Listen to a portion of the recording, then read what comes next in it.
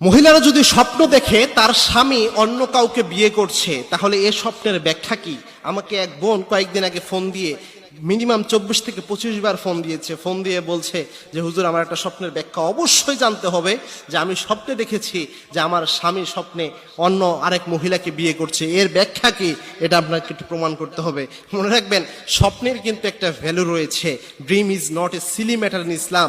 ইসলামের স্বপ্ন কোনো খেলতামাশার বিষয় নয়, একটা মারাত্মক গুরুত্ব রয়েছে স্বপ্নের। এবং কি স্বপ্ন 3 প্রকারের হয়ে থাকে। আপনারা যদি স্বপ্নের কনসেপ্ট ক্লিয়ার না হন তাহলে ব্যাখ্যাগুলো বুঝবেন না। স্বপ্ন 3 রকমের হয়ে রয়েছে।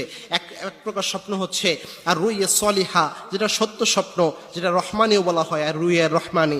আরেকটা হচ্ছে আর রুইয়া শয়তানি, অর্থাৎ শয়তান প্রদত্ত যে স্বপ্ন দেখানো হয়, এই স্বপ্ন। আরেকটা হচ্ছে সারাদিন আপনি যে চিন্তা চেতনা, যে চিন্তা ভাবনা করেন, এটার আলোকে আপনি একটা স্বপ্ন দেখলেন, এটাও একটা স্বপ্ন।